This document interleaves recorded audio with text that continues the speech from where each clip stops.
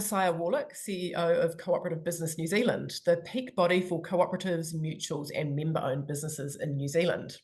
So thanks everyone for joining our Leader Conversation series, where senior leaders and subject matter experts share their knowledge and insights on the cooperative model. I'm joined here today by John Brosnan, who's the Bioeconomy Executive at the Irish Cooperative Society, or ICOS. ICOS is the sister organisation to Cooperative Business New Zealand and represents around 130 co-op enterprises in Ireland, including dairy processing co-ops and co-op livestock marts. Now, these 130 co-ops have around 150,000 individual members and a combined turnover of 14 billion euros. And collectively, they employ more than 12,000 people. So, John, welcome along. It's fantastic to have you here. Thanks, so good evening. And I wanted to start off, John, by just talking about some of the differences in the shape of the cooperative economy in New Zealand and in Ireland. So we're both part of the Small Advanced Economies Initiative, and that's a collaboration between Denmark, Finland, Ireland, Israel, New Zealand, Singapore, and Switzerland.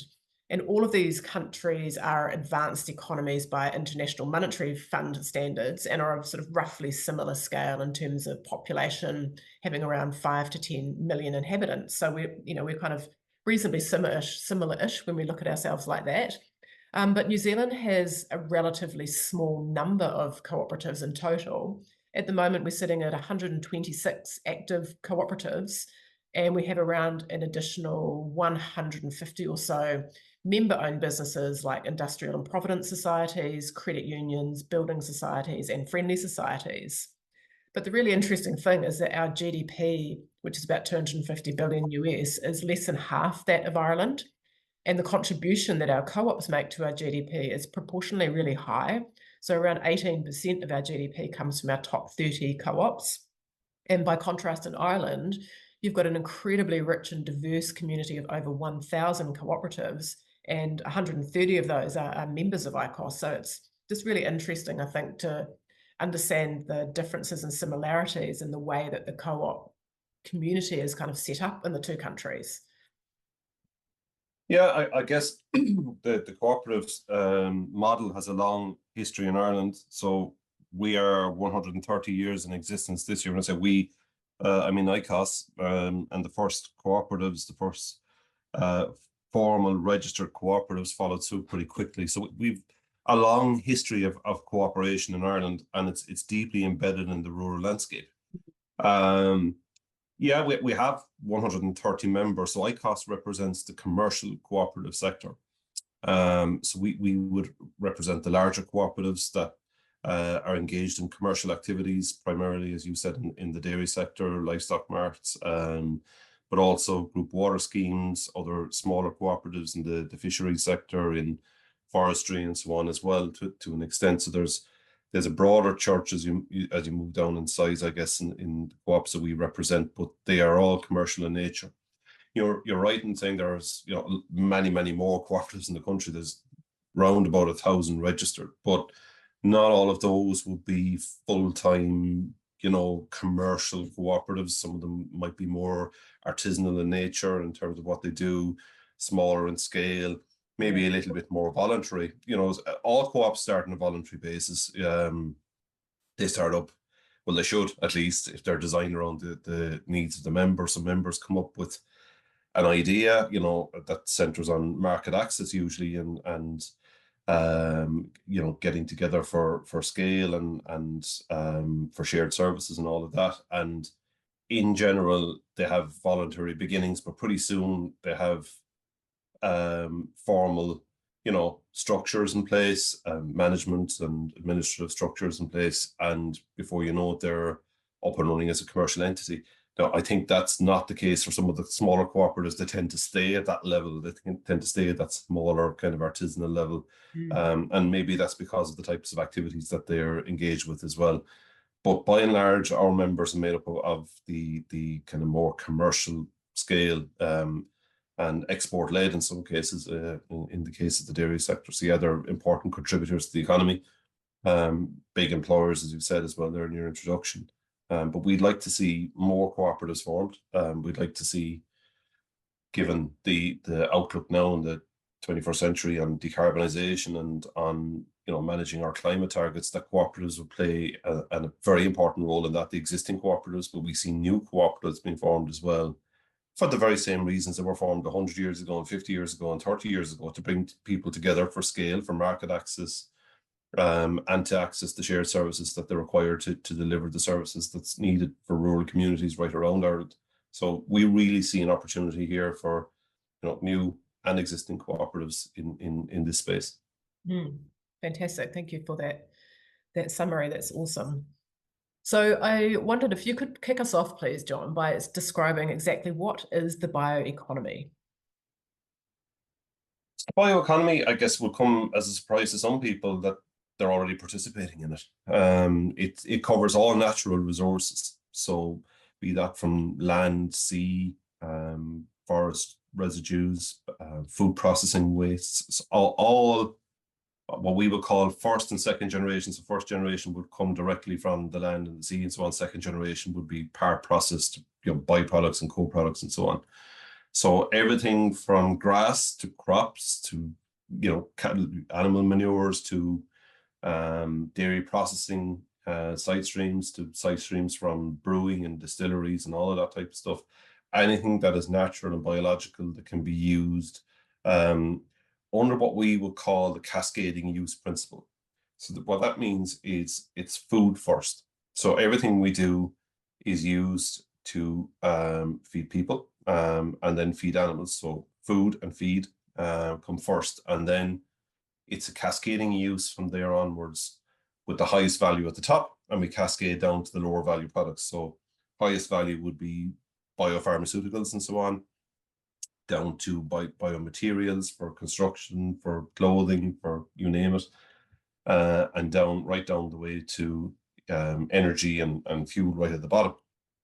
So quite often when people talk about the bioeconomy and so on, people think about biofuels and biogas and so on, but in reality, they're at the bottom of that cascading chain, because they're obviously bigger in volume, but they're far lower in unit value. So it's always food first. So when farmers first hear about the bioeconomy, they sometimes think, oh, is this a competition for land? Will this compete with what I'm already doing? And the answer is no, it's an and, not an or. So it's making greater use of what we already have, as well as making use of what we don't use yet. So they're the kind of two main principles of what we're about. As well as that, I guess there's the precautionary principle. That's the other one. So the other side of the house is where people with a more environmentally conscious mindset would say, what's this going to do for the environment? Are we intensifying what we do? Well, the answer is no, if you're to adhere to bioeconomy principles, because there is a precautionary principle of do no significant harm, which means don't do any additional harm to water quality, air quality, biodiversity, all facets of the environment. So what is the bioeconomy? Is a pretty straightforward question for most people, because if you look at any dairy cooperative, they're deeply embedded in it. So they're using a biological resource, that being milk. They're processing it into a wide range of high value food ingredients. And increasingly, we're seeing nutraceuticals and so on coming online. So that's exactly, what that cascading use principle is all about. And then we're using, dairy sludges more and more. There's more increasing research coming online to say that we can get more out of dairy sludges into the future. So that's all sort of looking at that cascading use principle of bioeconomy. And of course, as we all know, we are more and more about protecting the environment when it comes to water quality, biodiversity, and reducing emissions. So the bioeconomy is tied into all of that. And part of the role of the bioeconomy is to substitute fossil-based fuel and energy and chemicals and pharmaceuticals and all of that stuff. So that's another reason for switching to this type of thinking, I guess. So that's a long-winded way of saying, I guess, that it's using natural resources better, effectively. That's what it comes down to, if you want to say it in one sentence. Okay, that's really interesting. And I think, you touched on a couple of issues there that are certainly, raised a lot in New Zealand, and those are the issues of productivity, and also, the volume to value. So, it's been a conversation a lot in New Zealand around volume to value over the last, 50 years or more, I suppose, around, how can we become an economy that produces more high value items here in New Zealand rather than exporting sort of, bulk items, I guess, commodities.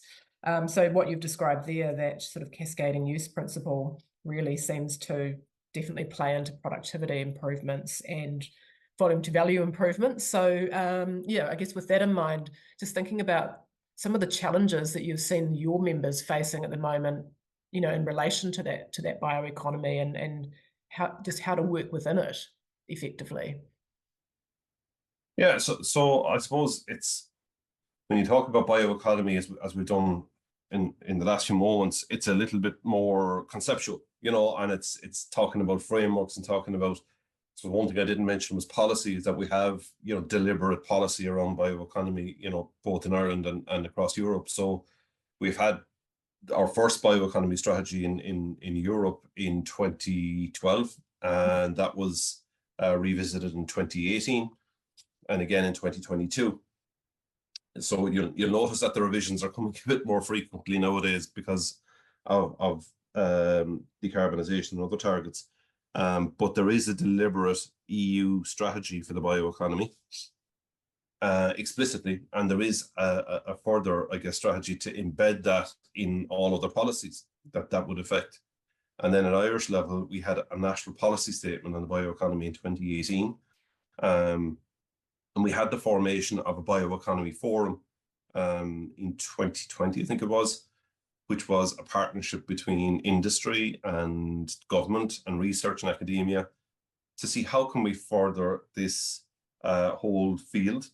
What can we make it do for everybody? So the Bioeconomy Forum met regularly over the course of 2 to 3 years, and last year produced a bioeconomy action plan. So we have the first one of these now in the country from 2023 to 25. And that looks at real concrete measures as to what we can do to get these new and innovative projects off the ground, around state supports, around the research and academia, around getting all that fantastic research off papers and onto the lab, and then demonstration, and then commercial. But back to your question about the challenges. So the challenges that our industry faces here in Ireland, no different to New Zealand, it's in the news every day around managing climate impact and so on, and that's your water quality, your biodiversity, and your decarbonisation targets. But the challenge is, for me, looking at the bioeconomy, how do we use the bioeconomy to meet those challenges, and how do I translate that into something that our members can use? Because sometimes, as I said at the start, it can be a little bit conceptual. This is, well, the bioeconomy is a word, it's a framework, it's a policy. What does this mean for me and my business? So that's part of what we are trying to do in conjunction with government, to see, these new and innovative technologies and processes that are being developed. Can we demonstrate those? So can we get industry to buy into these and see, well, there's something in this for me. There's something in this to differentiate what we do. There's something in this to build the resilience of my business. It's really about resilience. It's about the resilience from the point of view of being relevant to the marketplace. It's resilience from the point of view of differentiating yourself from others. It's resilience from the point of view of being ready for current and future climate targets. So that's very, very important. That's a message we're trying to get through. And it's also something that's within our control, within control of your own borders, and within the control of your own value chains, because these are biological resources. So they're within our own geographical territories, and they're within the control of our value chain. So that's very, very important. So that's something that we can really tap into.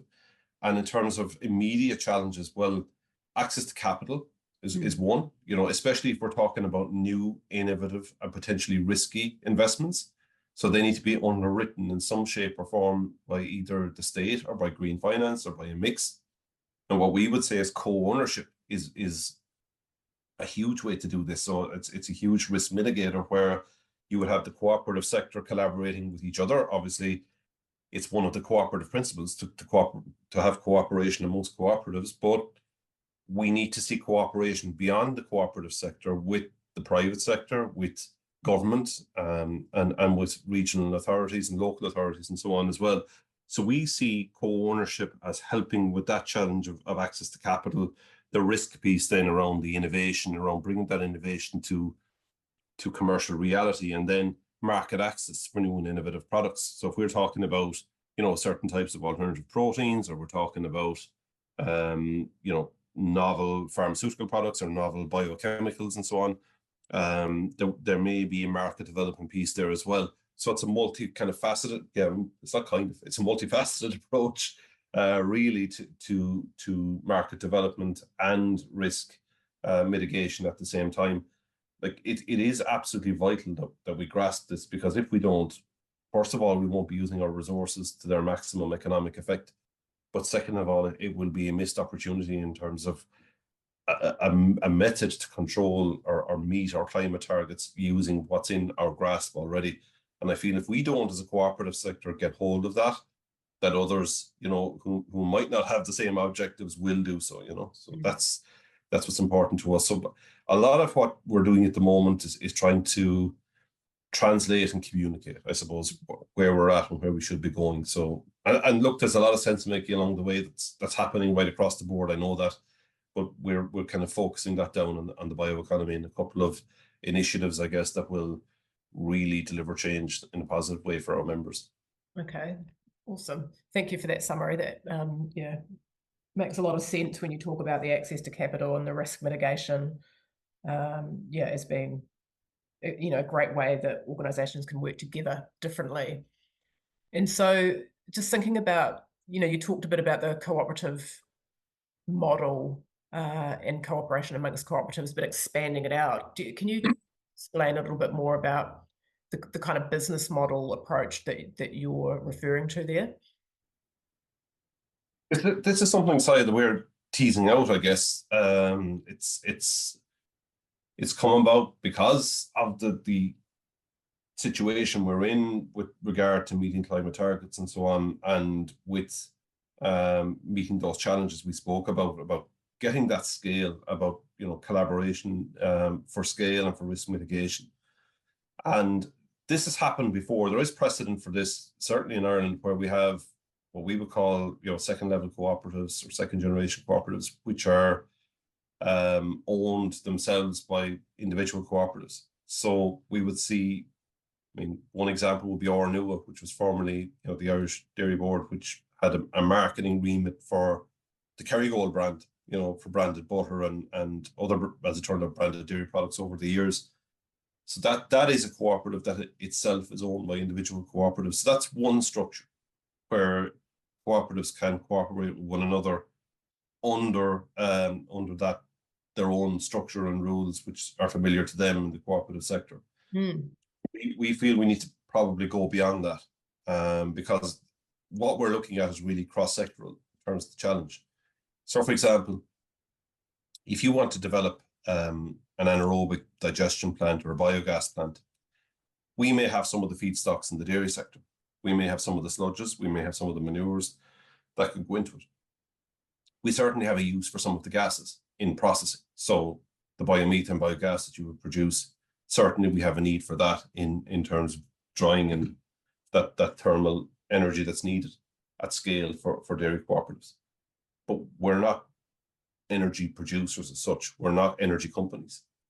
And there are other industries which have an equally high demand for biogas, industrial CO2, and the other high value products that come off these plants into the future as well.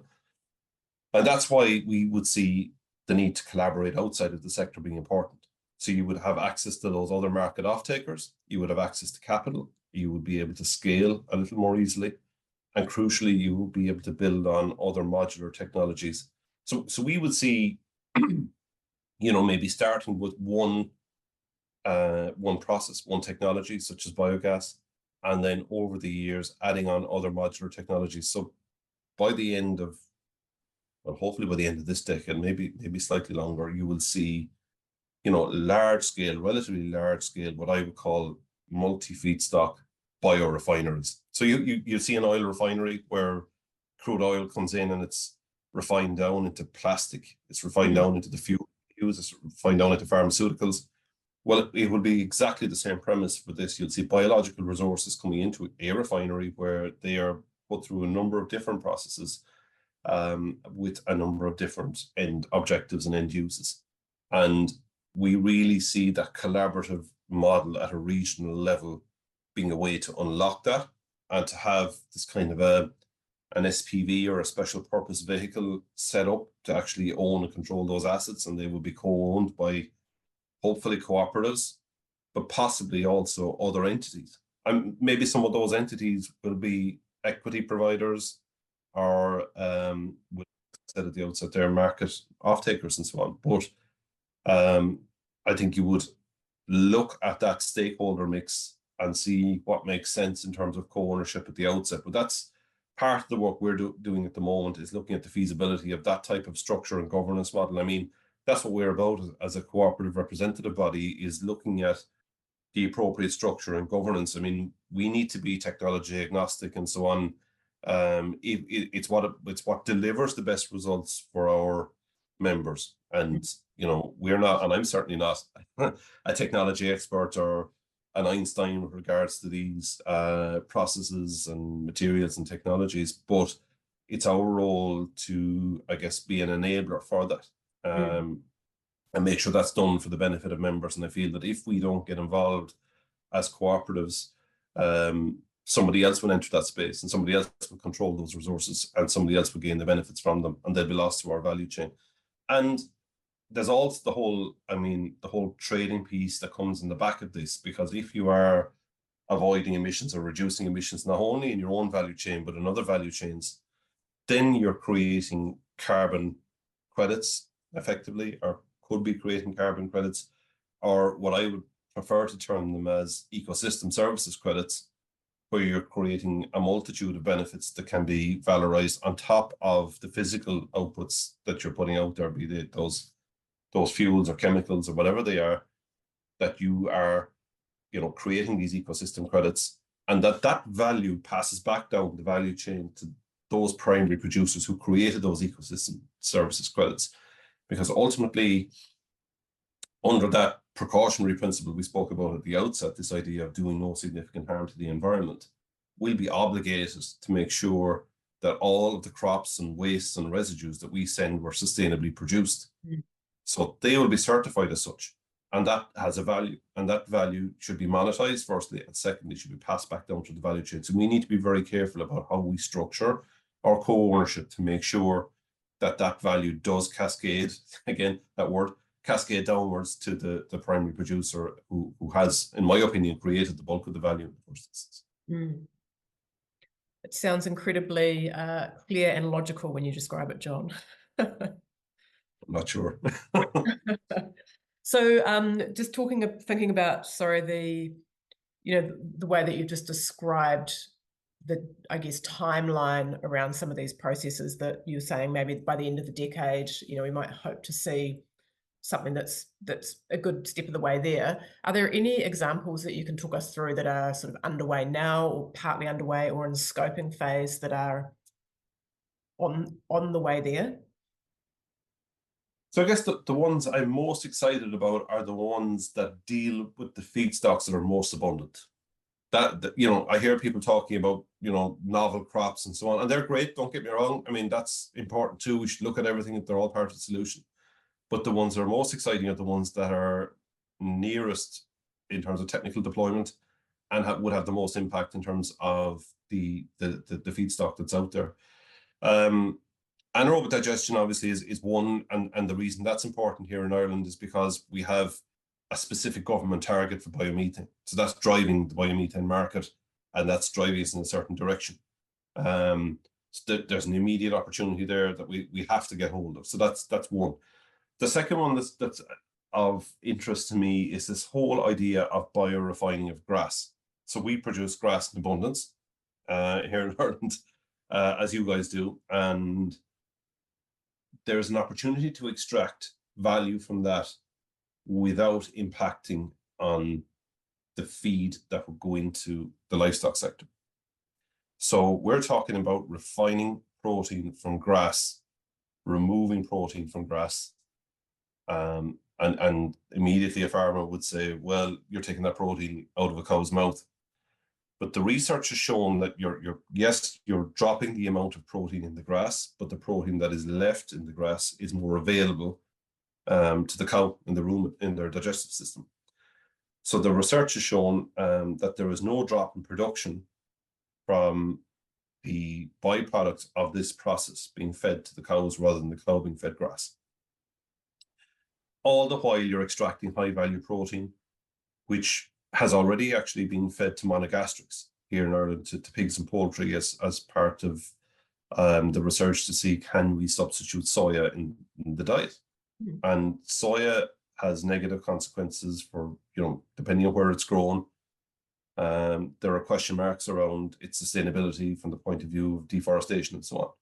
So it is a key one, and it has, an emission factor associated with it as well. So it is a key target to kind of reduce soya in the diet of our animals. So that's been proven already. It's been proven that we can extract this protein from grass and feed it to a monogastric who would not be able to digest protein from grass in the normal course of events, and substitute soya, I think, I think about the 50% mark, I think was done in the trial, with no adverse effect either on those animals. And the plan is to extract other high value ingredients from those proteins as well for human nutrition, and possibly for the cosmetic industry as well. So that's an example of the bioeconomy in action, where we're extracting all of these high value outlets from something that we would take for granted as a commodity, that being grass, and we're not disrupting the feed value chain for the dairy cow either.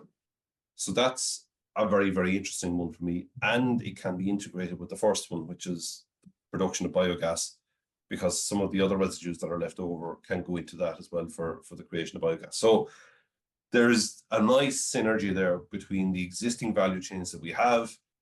So if you have a co-located grass biorefinery and an AD plant, you're creating biofertilizer for your farmers. You're producing feed for other sectors that were accessing it from other less sustainable sources up to now. You're not displacing feed from the dairy cow. This would be surplus grass I'm talking about. We're not harvesting paddocks here. This would be grass that would have been taken out for silage for bales anyway. And it would be, out blocks and that sort of thing away from the milking platform, and for beef farmers who are considering other sources of income as well. So it's not going in and changing radically what we do today. So I guess that's what's exciting. And then the next step is all this lovely novel stuff that's coming down the tracks with these, novel crops and all of that stuff. I mean, that research is there, it's being done. I feel it's a little bit further away from deployment, but there's a lot of really interesting stuff happening there as well, particularly around the whole idea of again substituting protein in feed and also in food as well, in human nutrition. So yeah, I do see a lot of opportunity here, Saya, and I do see opportunity for our members and I guess for the economy generally as well. So it's an exciting time. But yeah, the ones that are of most interest to me are the ones we can do quickly and at scale. Yeah, amazing. Well, it's definitely something, John, that I could listen to all day for sure. So before we do wrap up, is there anything, any final words that you would like to talk about on behalf of, I guess, the Irish cooperative economy? Any sort of words of wisdom for us, or wrap up words for my members? Words of wisdom, I'm not entirely sure I have many of those. So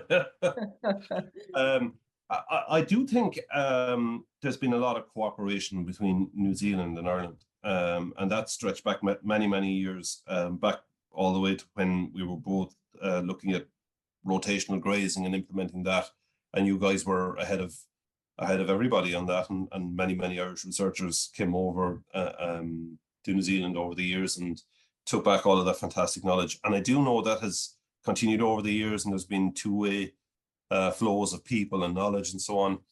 And that recently, in the last couple of years, there have been memorandums of understanding signed between both governments on research. And I do think That's worth exploring as well from a bioeconomy perspective, because we are very close, not geographically, but very close in what we do as an industry, and we meet very, very similar challenges, despite the fact we're on different sides of the planet.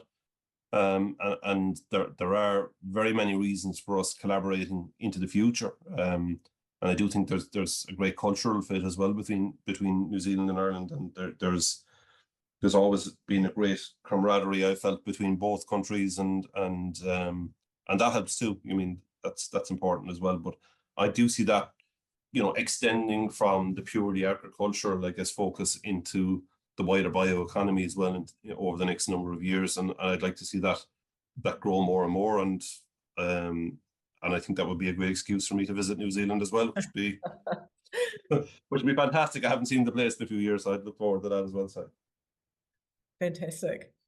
Awesome. All right. Well, thank you so much for that, John. Look, it's been incredible to speak with you today, and thank you so much for your time. Absolute pleasure, and fantastic hearing about the work that you're doing, and what the bioeconomy priorities are for Ireland, and also for your members. So for anybody that wants to engage on the co-op, mutual, or member-owned business model and be part of our network here in New Zealand, or if you're thinking about establishing a co-op here in New Zealand, please do get in touch. We're just on the end of the phone, so get in touch anytime, and thank you very much, everyone, for joining us today.